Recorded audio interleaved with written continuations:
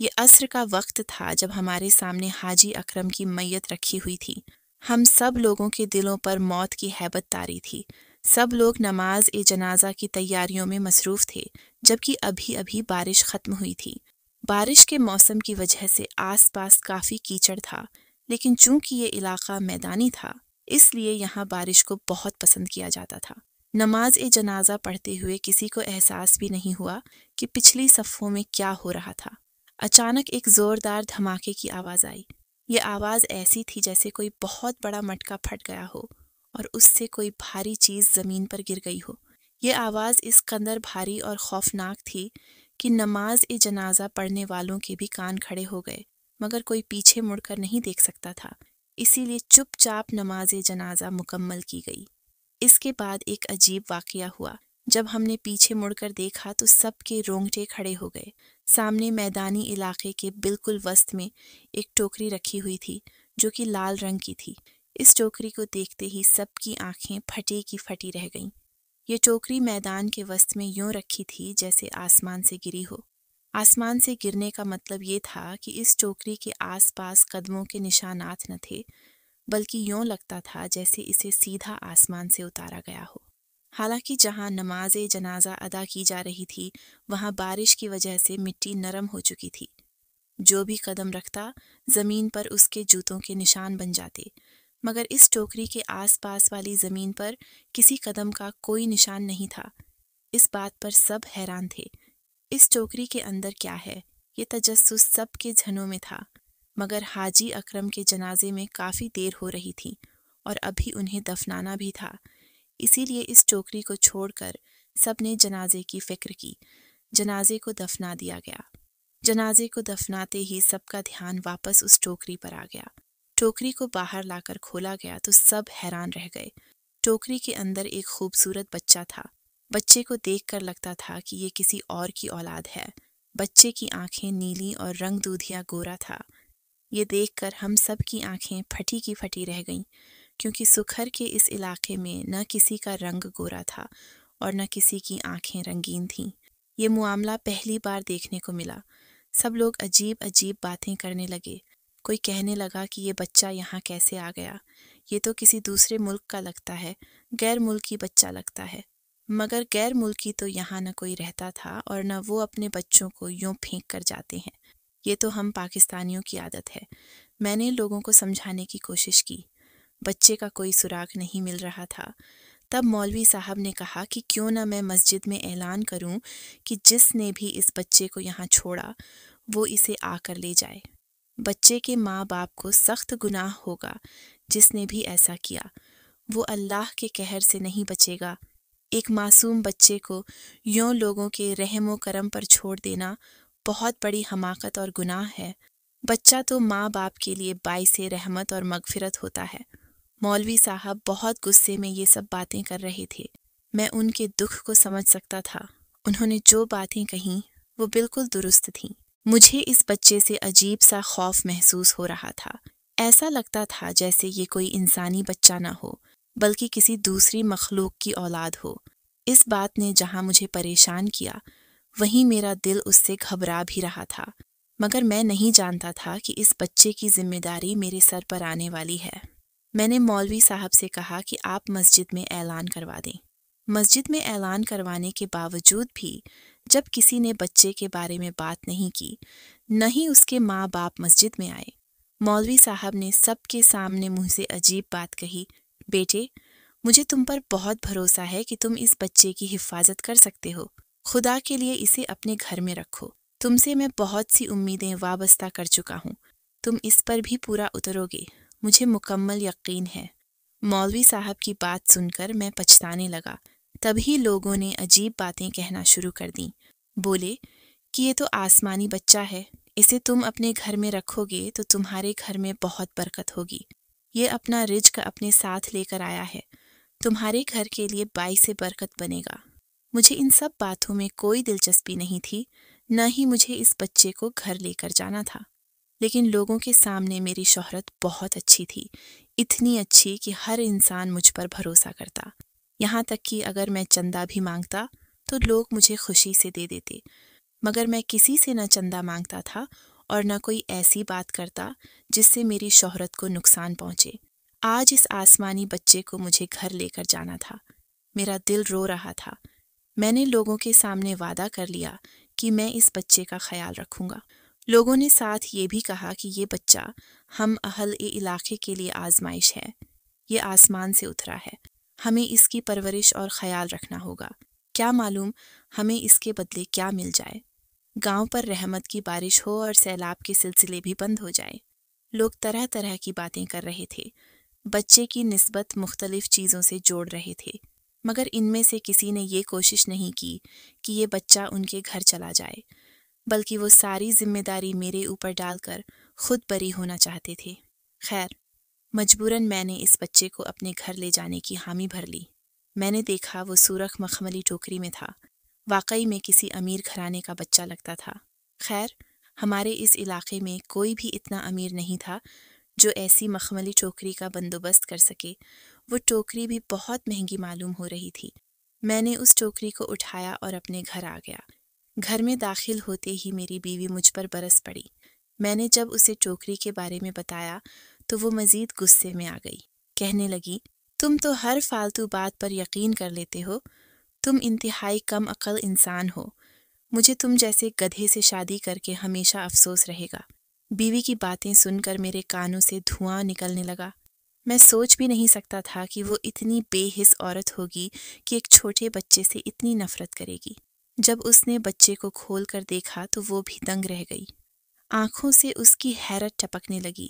منہ میں انگلی دبا کر بولی، یہ تم کیا چیز گھر لے آئے ہو؟ مجھے تو یہ کوئی انسانی بچہ نہیں لگتا۔ یوں لگتا ہے کہ تم کسی جن کا بچہ اٹھا کر گھر لے آئے ہو۔ خدا کے لیے کیوں اس گھر پر عذاب نازل کروانے لگے ہو؟ کام آزما، اگر تمہیں اپنا احساس نہیں تو میرا ہی خیال کر لو۔ میں اس جن کی مخلوق کے ساتھ کیسے رہوں گی؟ پھر اسے کھلانے پھلانے کا فائدہ کیا ہے؟ یہ مجھے کیا دے گا؟ کون سے یہ میرے رشتہ داروں کی اولاد ہے؟ میں اسے اولاد کی طرح پال کر بڑا بھی نہیں کر سکتی۔ میں تو تمہاری بے وقوفی پر حیران ہوں۔ تم اس ناجائز اولاد کو آسمانی بچہ کہہ رہے ہو۔ یقیناً یہ کسی کی حرام کاری کا نتیجہ لگتا ہے جسے تم معجزہ سمجھ رہے ہو۔ بیوی کی باتوں نے میرے ہوش ٹھکانے لگا دیے۔ میں سمجھ گیا کہ جو کچھ میں سوچ رہا ہوں وہ بہت ہی ناممکن سی بات ہے، اور پھر ہمارے لوگوں کا کیا؟ وہ تو کسی پر بھی بھروسہ کر لیتے ہیں۔ کم از کم ہمیں تو تحقیق کر لینی چاہیے۔ میری بیوی کی کھری کھری باتیں سن کر میرا دماغ کھل گیا۔ میں نے کہا، اچھا چلو ٹھیک ہے، تم جیسا کہتی ہو میں ویسا ہی کروں گا۔ اس بچے کو اپنے کمرے میں نہیں، ہمیشہ صحن میں رکھوں گا۔ تمہیں اس سے کوئی تکلیف نہیں ہوگی۔ اور چونکہ میں نے لوگوں کو کہہ دیا ہے تو معاملہ اب میری عزت کا ہے۔ اگر میں پیچھے ہٹوں گا تو لوگ کہیں گے کہ میں نے ان کی بات نہیں مانی اور نہ ہی مولوی صاحب کی بات مانی۔ کل کو کسی بات پر لڑائی یا جھگڑا ہو گیا تو لوگ میرا ساتھ نہیں دیں گے۔ اسی بات کی بنیاد پر میری بیوی خاموش ہو گئی۔ بولی کہ چلو ٹھیک ہے، اس بچے کو میں تھوڑے دن حفاظت سے رکھوں گی اور اس کے بعد تم اسے یتیم خانے میں داخل کروا دینا جب یہ کھانے پینے کے قابل ہو جائے گا۔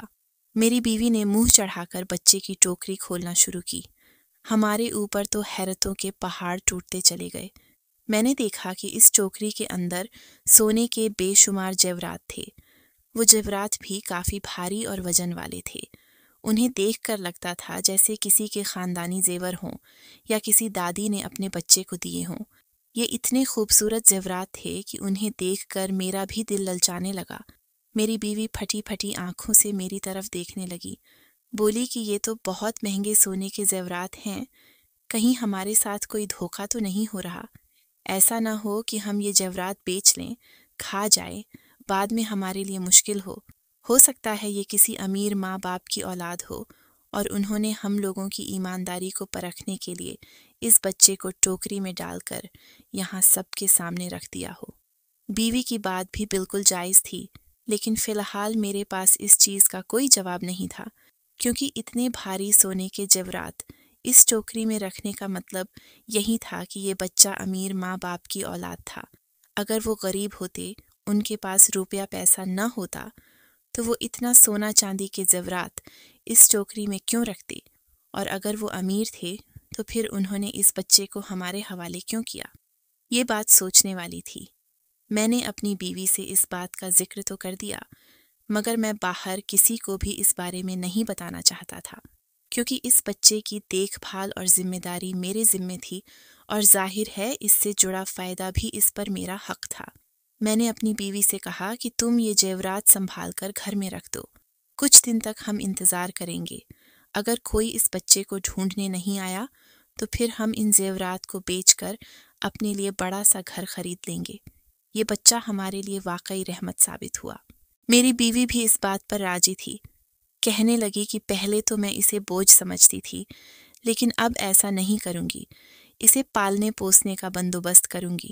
میری بیوی کا بدلا ہوا لہجہ بتا رہا تھا کہ اسے اس بچے کے آنے پر خوشی ہے اور وہ واقعی اب اس کا خیال رکھے گی۔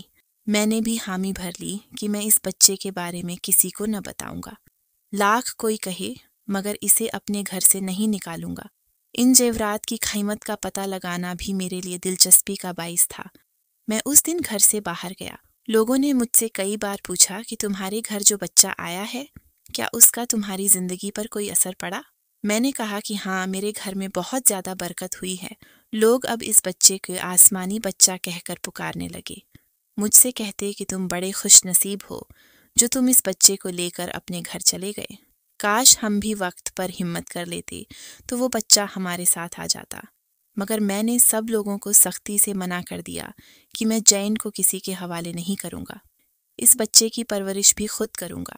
اب ہر طرف لوگ میری عزت کرنے لگے تھے، لیکن پھر وہ ہوا جو میں نے سوچا بھی نہیں تھا۔ میں گھر گیا تو میری بیوی سر پر کپڑا باندھے بیٹھی تھی۔ میں نے اس سے پوچھا کہ کیا ہوا؟ کہنے لگی کہ غضب ہو گیا، مجھ سے بہت بڑی خطا ہو گئی ہے، ایسی غلطی ہو گئی جو قابل معافی نہیں ہے۔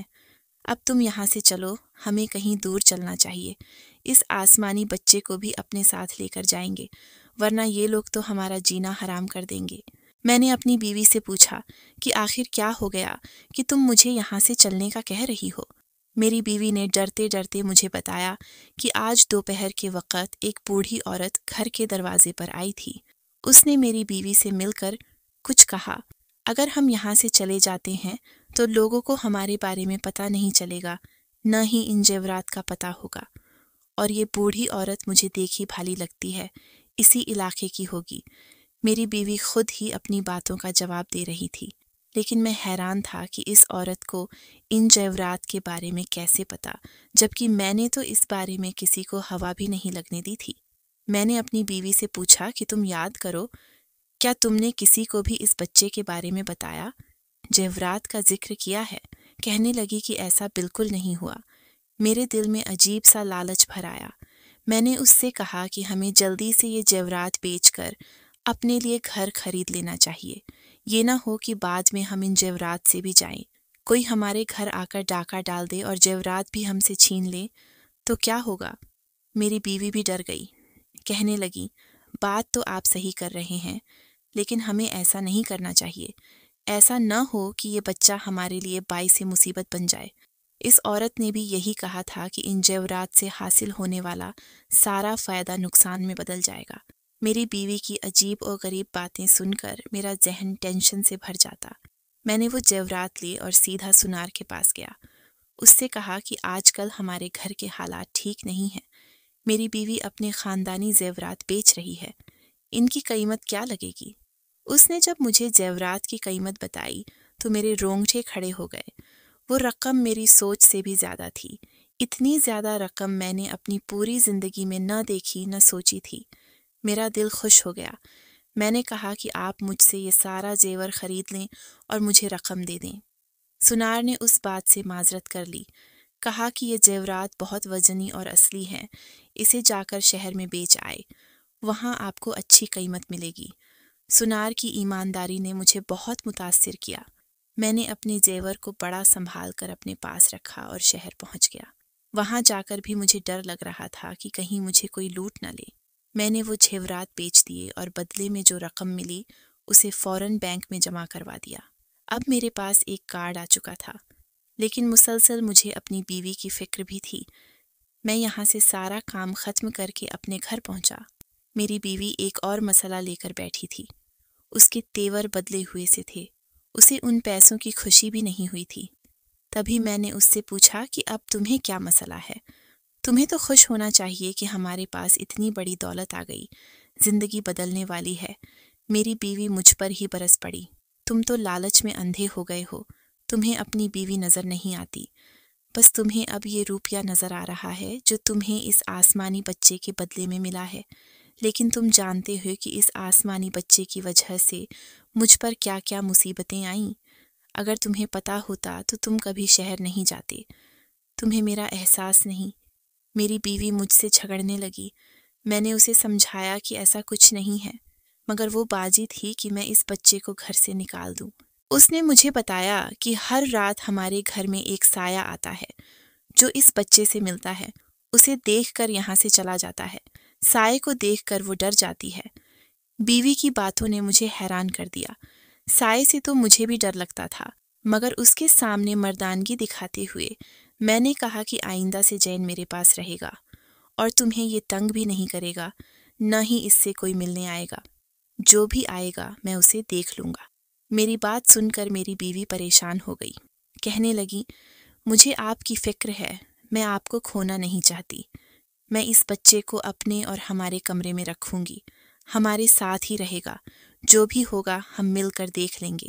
رات کے 2 بجے تھے، میں اور میری بیوی آرام سے سو رہے تھے، ساتھ ہی چھوٹے بیڈ میں جین بھی تھا کہ تبھی ہمارے گھر کا دروازہ کھلا۔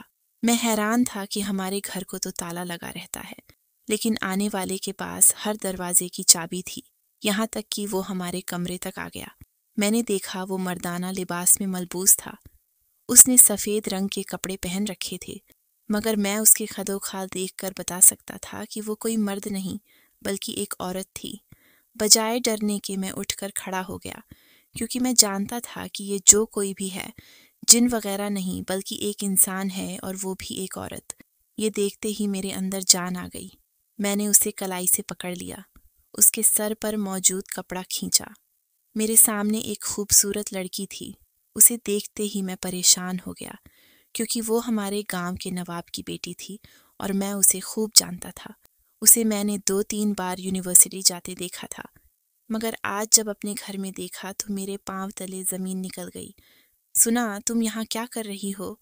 میں نے اس سے سوال پوچھا تو اس کی آنکھوں میں آنسو امڑ آئے۔ مجھے معاف کر دو، لیکن میں اپنے بچے سے ملنے آئی ہوں۔ میں اسی مقصد کے لیے روزانہ آتی ہوں۔ سفید رنگ کا کپڑا اس لیے پہنتی ہوں تاکہ لوگ مجھے انسان نہیں بلکہ جن بھوت سمجھیں۔ میں نے اپنے بارے میں بہت ساری باتیں بھی پھیلا رکھی ہیں، کوئی مجھ پر شک نہیں کرتا، یہاں تک کہ میرے ماں باپ بھی نہیں۔ رات کے اس پہر میں اپنی بچھڑی ہوئی اولاد سے ملنے آتی ہوں۔ سنا کی بات سن کر میرے پاؤں تلے سے زمین کھسک گئی۔ لگا کہ میں کوئی خواب دیکھ رہا ہوں۔ تم لوگ میرے بچے کو ماں باپ بن کر پالو گے، اس لیے میں چاہتی تھی کہ میرا بچہ تمہارے لیے بوجھ نہ بنے بلکہ رحمت بن کر آئے۔ میں نے تبھی اپنی زندگی میں جتنے بھی زیور حاصل کیے تھے وہ تمہارے نام کر دیے ہیں۔ مجھے امید ہے کہ وہ بیچ کر تمہاری زندگی میں سکون آ جائے گا۔ میرے بچے کو مجھ سے ملنے سے کبھی مت روکنا، کیونکہ میں ایک بے بس ماں ہوں۔ دنیا کی نظر میں میری شادی نہیں ہوئی، مگر میں نے اپنے ایک ایسے دوست سے نکاح کیا تھا جو کہ مخلص تھا اور اس کا تعلق پٹھان قبیلے سے ہے۔ میں اس کے ساتھ رہنے لگی تھی۔ جب ماں بن چکی تو میرے ماں باپ کو پتہ چلا۔ اس وقت تک بہت دیر ہو چکی تھی۔ میں نے اپنا بچہ جنازے کے پیچھے اس لیے رکھا تاکہ اس بچے کے بارے میں پورے گاؤں کو پتہ چل جائے، اور جتنا زیادہ اس بچے کے بارے میں سب کو پتہ چلتا اتنا ہی اسے قتل کرنا مشکل ہو جاتا۔